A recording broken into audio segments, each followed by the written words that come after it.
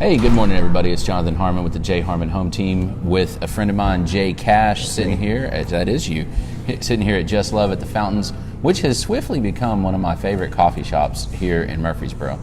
It's pretty. Mm-hmm. It's a pretty setting. It's accessible. They have coffee? They have really good coffee. Very good coffee. And do you know the story behind Just Love?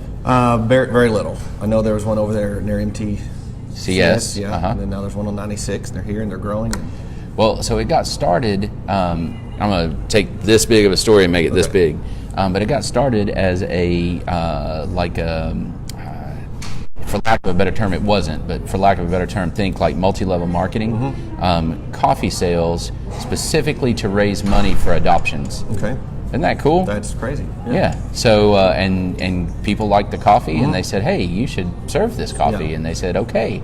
And here we are. Yeah. So now it's franchised and all kinds of stuff. I had no clue. Now I do. Yeah. It's pretty killer. It's a really, really cool story. You should look up the whole story because I've way shortened it. I'm going to look the whole thing up. Yeah, it's pretty awesome. But so I've gotten to know Jay over the last several years, just through MTAR, and you helped a client of mine with an auction.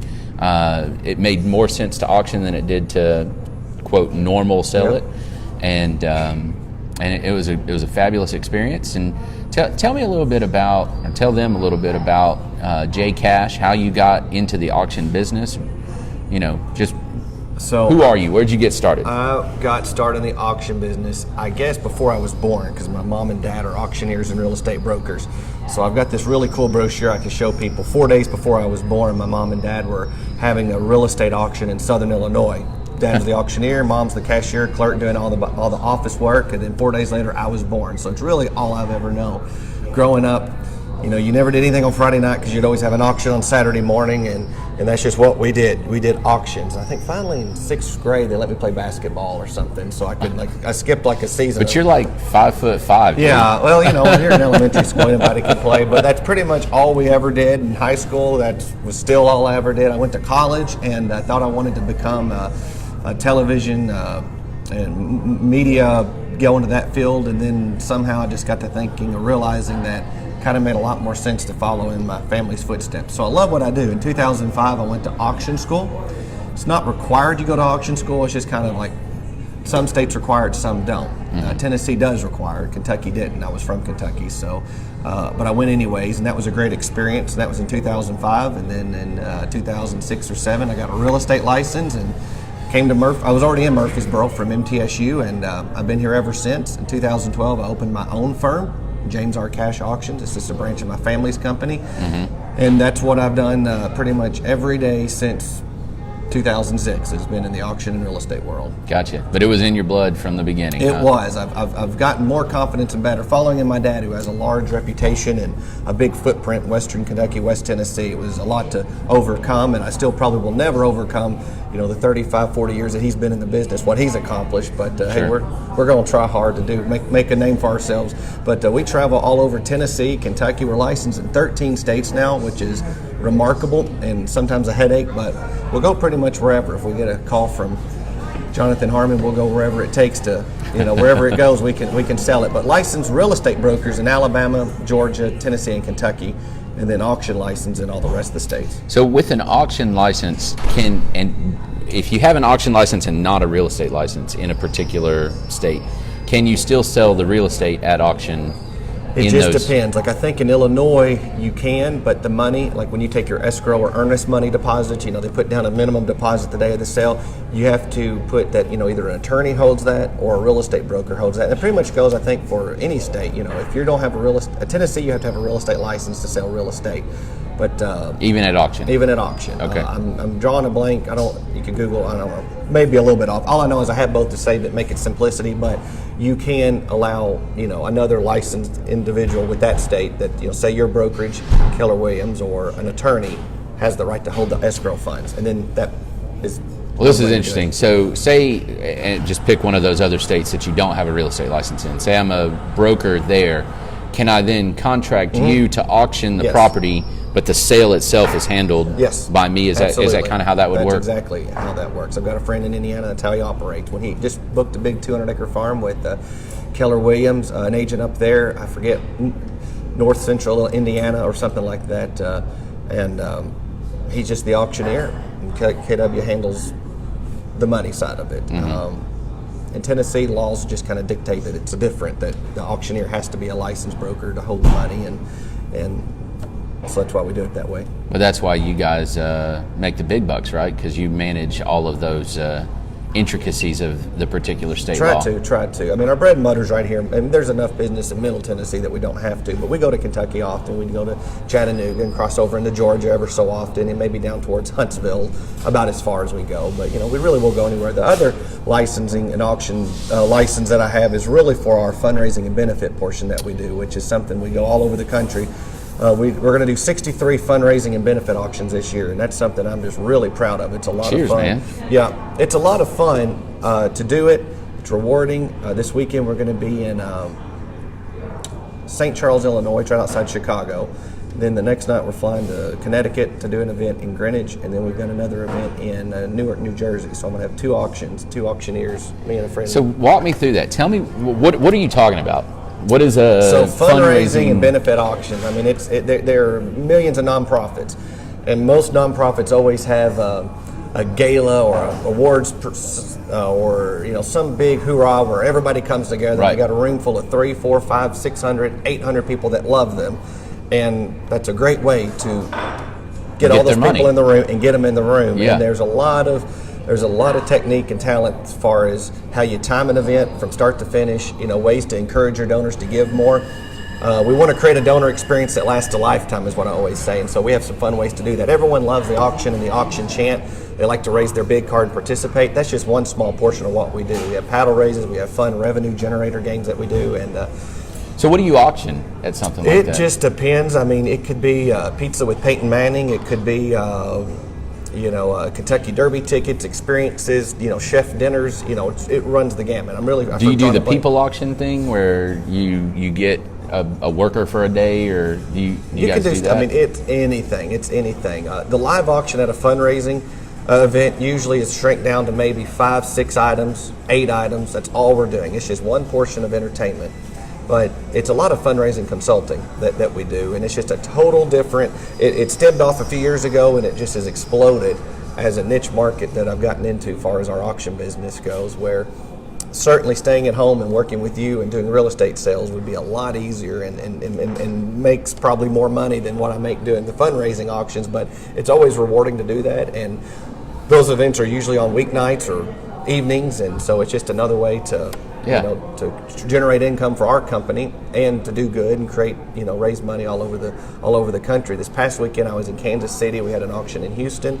We're going to be in probably 14, 15 states this year, but my goal was to do 60 this year, and we're going to do 63. So I don't know what my goal next year is going to be, but it was just an absurd thing to say that I wanted to try to do, and we did it. That's awesome. Yep. That's awesome. Congrats on that. Yeah. So, do you call all of those auctions personally, or do you have other folks? I do. I've got a small little team that I work with, and they're just great auctioneers that I've met through associations. And one lives in Clarksville, one's in Dixon, and I've got friends in Illinois and Indiana that I can bring in to work with me as affiliates, and just like I could leverage them when I have a niche auction that they may be more specialized in. They may know the asset better than I do. So bring them in, let them help me on that matter, where, there's a ton of people that are in the auction business. There's a lot of guys that know what they're doing, and then there's others that, just like in the world of real estate or attorneys or anything, there's good and the bad and the ones that don't know what they're doing. So I just try to, align myself with the ones that know what's up, just like working with you and the Harmon team. Yeah, that makes sense. So, why auctions? Like, is it? I mean, let's talk real estate. Let's talk fundraising. All of that. What is it about an auction that makes people excited? Like, walk me through the psychology of an auction. I guess.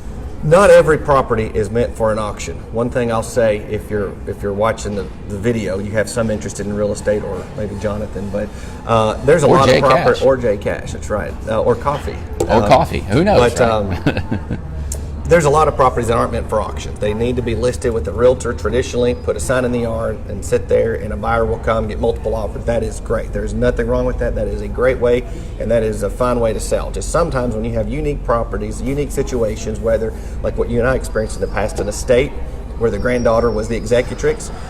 She lived in North Carolina, South Carolina, and we got a house here that full of stuff. We got to take care of it, and the house was older, in need of updating, and it doesn't make sense for the family to spend those that money on the repairs or updates. The house would sell fine with a traditional realtor listing it, just like you listing it. However, you're at the mercy of a buyer coming in and bringing an offer and telling you, well, we want to get this inspected, we want this fixed, that fixed, and sometimes that just scares sellers. They don't want to have to do that. Especially if they're out of state, and it's extremely difficult to manage. And like I said, in this particular case, the house was chock full of stuff as well. And so that's a great example. But other times you may have property that's in very high demand, and that's something that's fun. It just drives me. Years ago, people would think auctions are a last resort. Now, I feel like sellers are putting themselves in the driver's seat, getting the absolute most money they can at an auction. In the market we've just experienced, it's slowing down a little bit. They'll put a house in the market, you get 6 offers, and it runs the gamut of a cash offer, financing, no money down, or somebody paying total cash, and then it's you and your seller that have to make the decision of which one of these 5 or 6 offers do we want to get married to, and go down this long process and hope everything works out. Right. Most of the time it works out, but sometimes it doesn't. Where an auction comes into play, I tell a seller that all sellers deserve to have absolute certainty when it comes time to selling their most valuable assets. And an auction takes away the guesswork of if you're getting the most money. When you have a properly advertised and properly conducted auction, you can rest assured you're getting the most money for your asset. Is that 100% true though? Because and here's this is my question, right? So, except that auctions eliminate a certain category of buyers, right? Like your first-time buyers, they're not going to come to an auction, most likely. Some of them might. Most likely not, yeah. Somebody that doesn't have significant assets, because you require a decent chunk of money down on the day of. So if I'm somebody that's coming in that has an assistance loan of some sort, an auction's not for me as a buyer, right?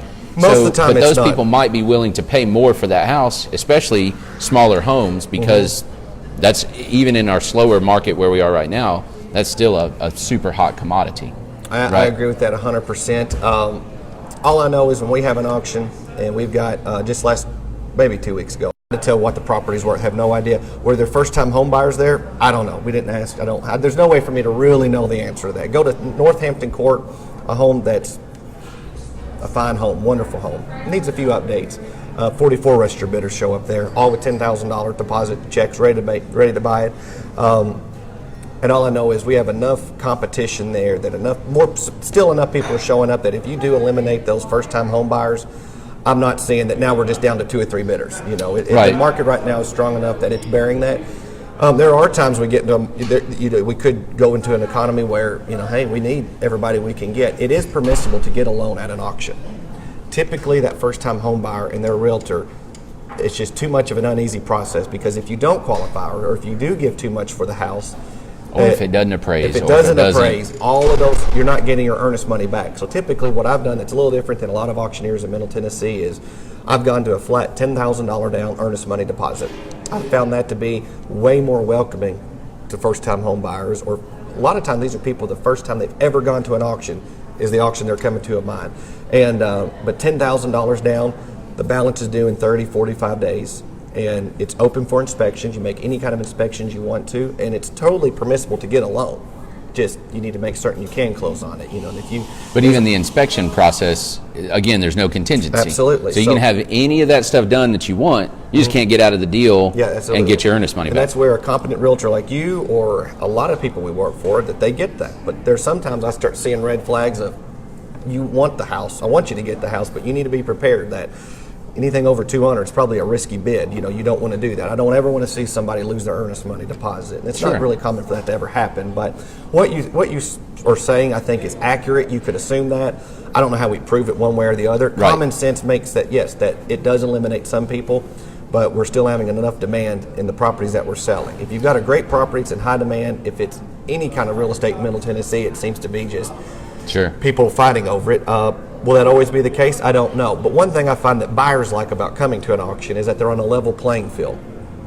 So you have an auction. There's no secrets. It's hey, all right there. I've got to have $10,000 down. These are the people bidding against me. I know what they're bidding. Yeah, and I know what the next bid is. So if I'm willing to give 180, but he's willing to give 190, well then I'm out. But I can bid again.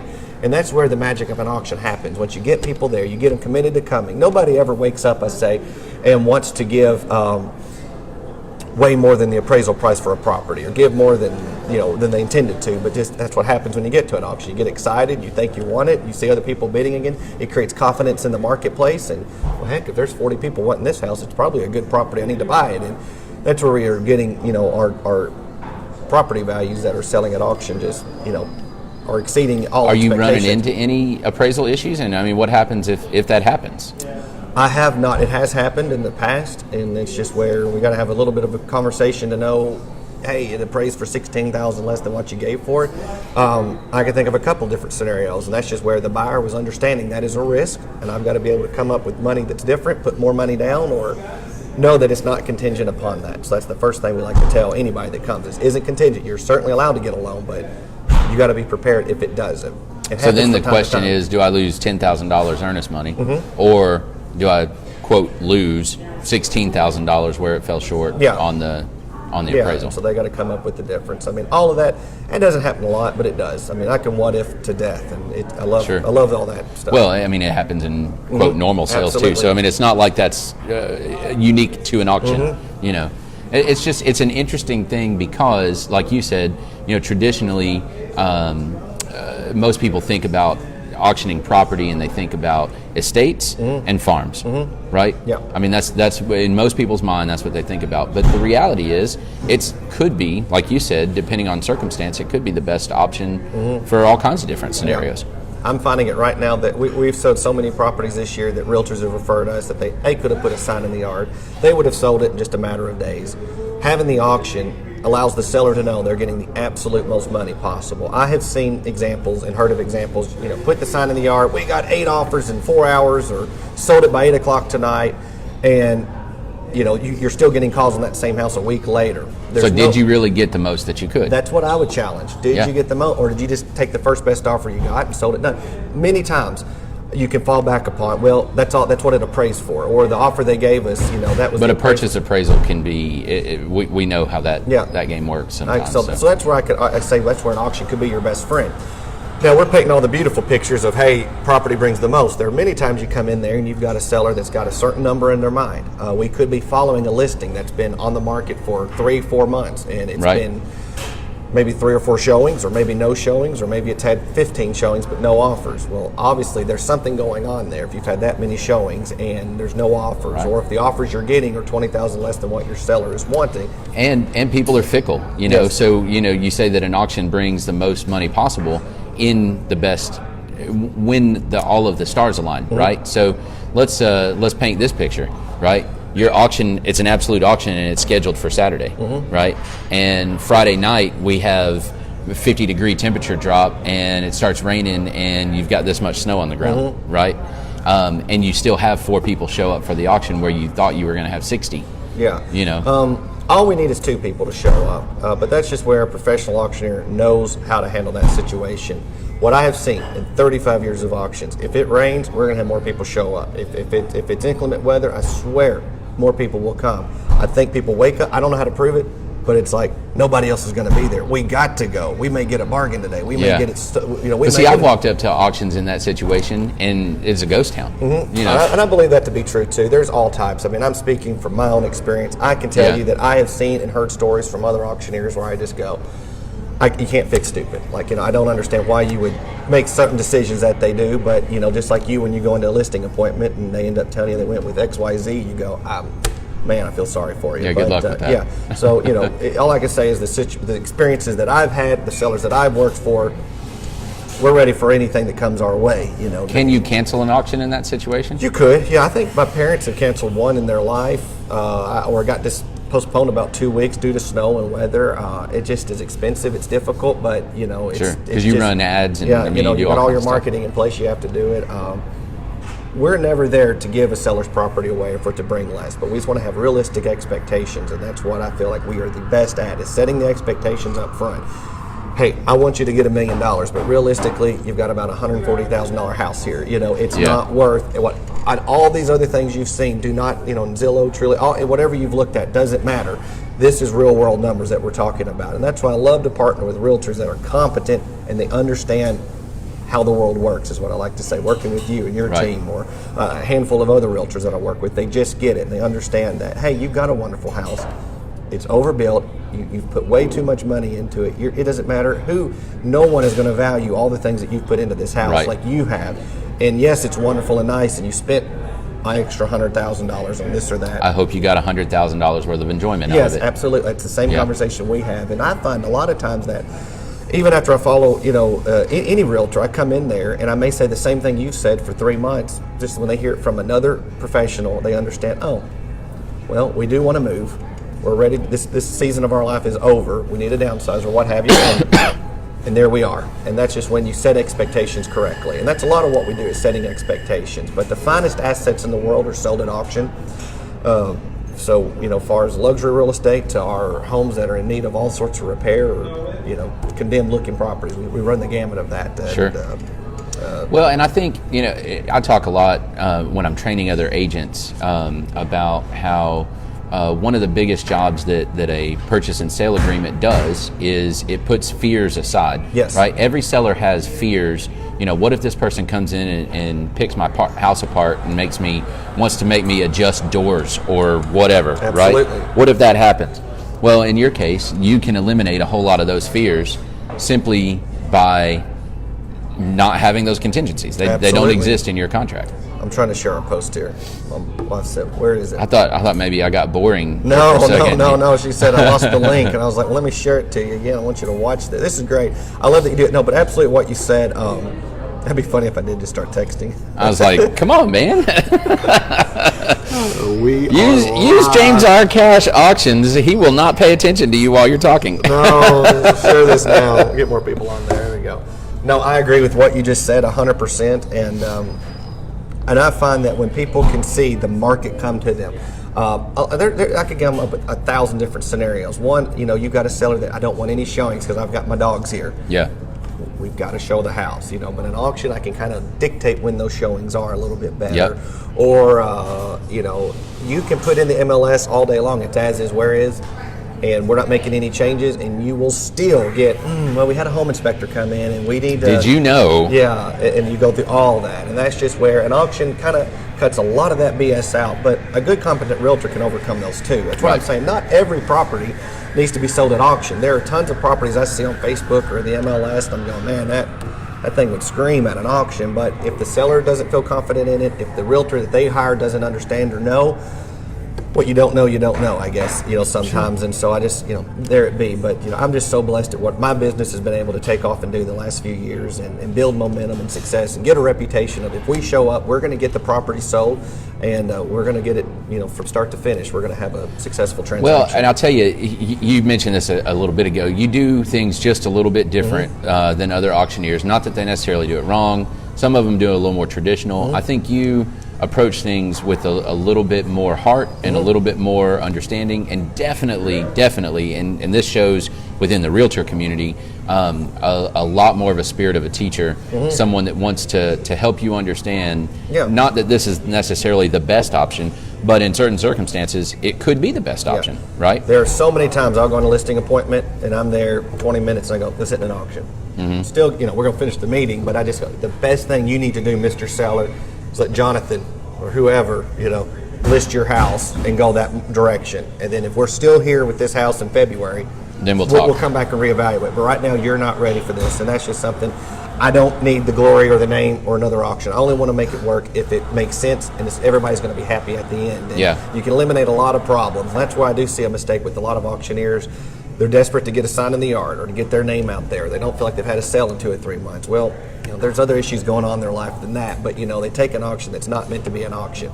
And then people feel hoodooed. And that's and there are times that things happen, I get that, but you just need to be totally transparent and upfront and honest. And that's what I've been able to do in Middle Tennessee, working with realtors. You know, we've got realtors that I'm working with in Sumner County, Wilson County, Williamson County, and it is unbelievable when I can get a referral from somebody that worked, you know, within the inner office, a referral of another KW agent or another XYZ brokerage or whatever. But my goal is to be totally transparent from start to finish. If I'm working with the realtor, if I'm working with an attorney, we work with a lot of attorneys, but just do the absolute best job. Communicate, let them know what's going on, and you can't go wrong. You know, people appreciate that. Well, and I agree. I think you guys do a superb job of that. All right, so let's shift gears just a little bit.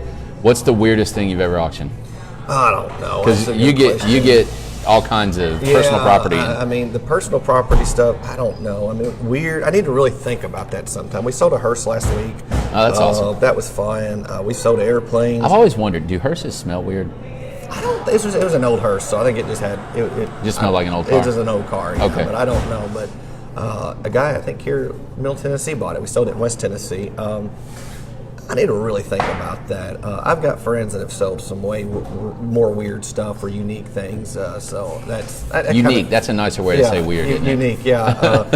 I normally, you know, we do the fundraising stuff. We sell fun experiences and things. But we sold some Super Bowl tickets the other day that were cool. But in the state's situation, that's about it. Usually we find weird things when we're helping people clean out their houses. That's just where, you know, the stories really come from. Where you're cleaning out attics or, you know, different things that happen. When you do that, when you're cleaning out attics and things of that nature, how often is it that the owner, the seller, if you will, is alongside of you as you're cleaning out, or is it usually you guys show up? Sometimes the best word of advice is we do this for a living. We know what we're doing. If I find any asset or item in that house that's worth $2.50 or $5, I want to try to keep it.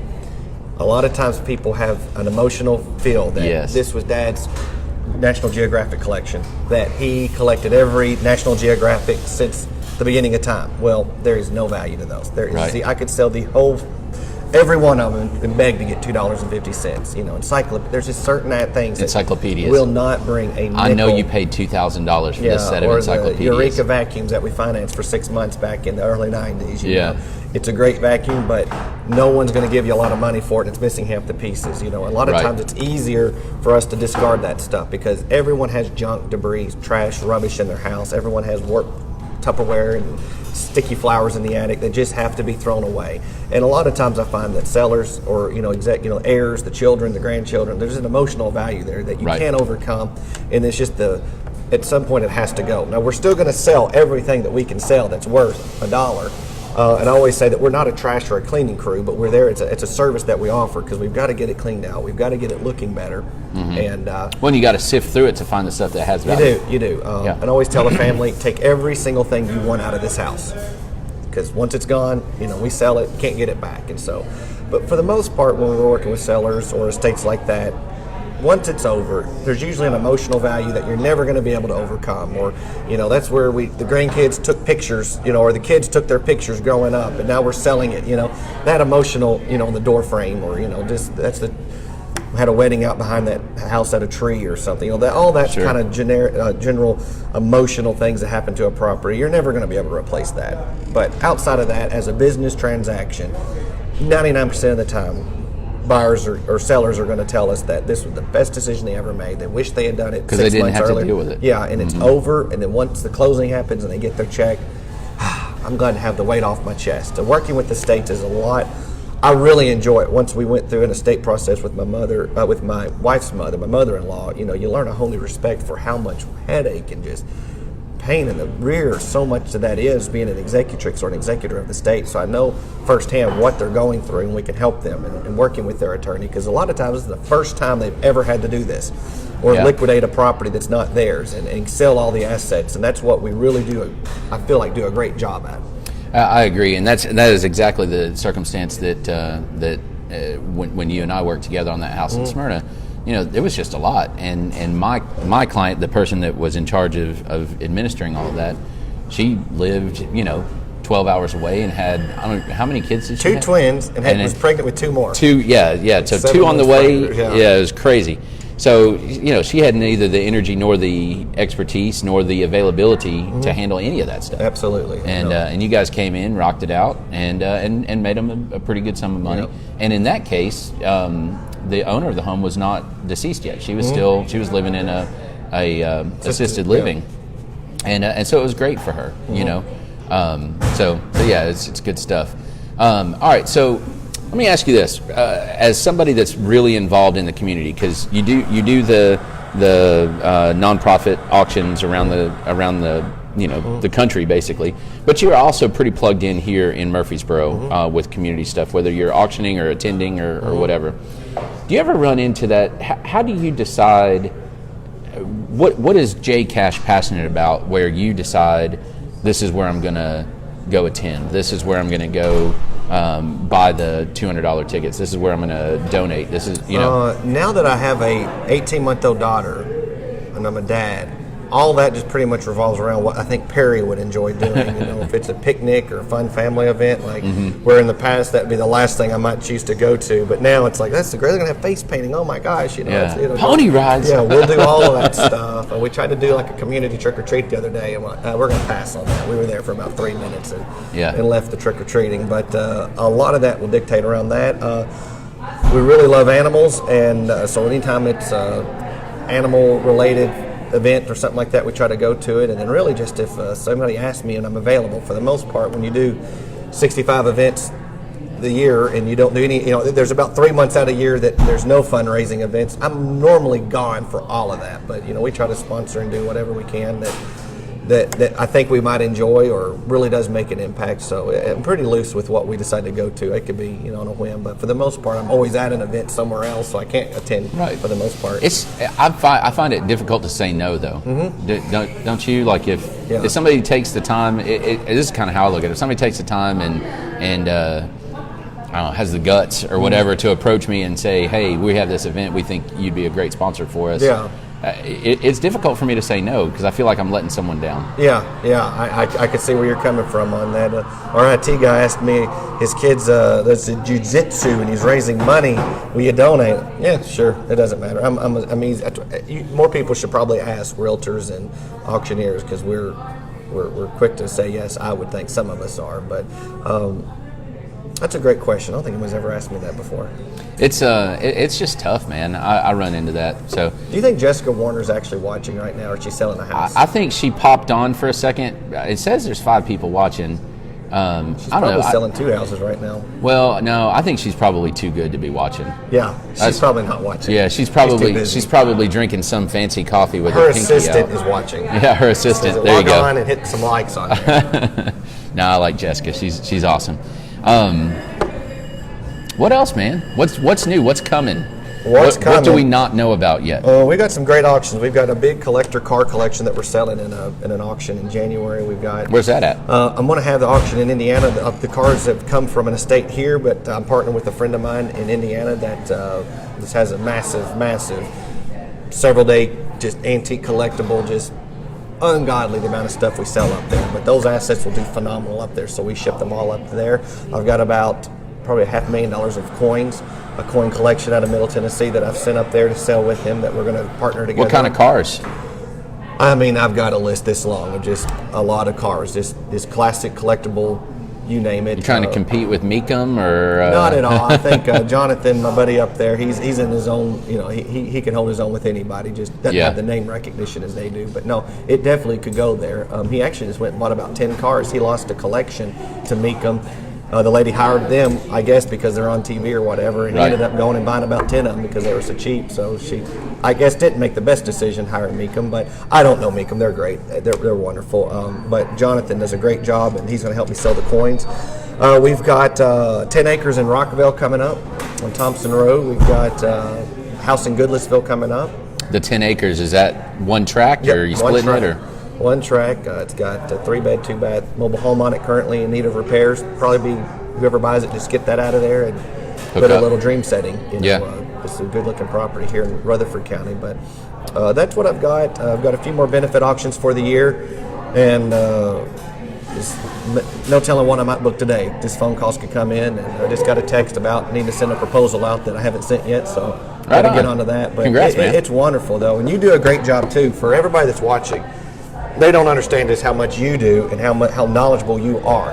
There have been a lot of times I've called you and said, hey, I don't want to ask anybody this question, but what would you do in this situation, or these things? But a lot of people look up to you, and because you do have a mind of a teacher, and you've served on a lot of boards and committees, and you've got a great team. So, we should be sitting here talking about what you're doing, making all the money.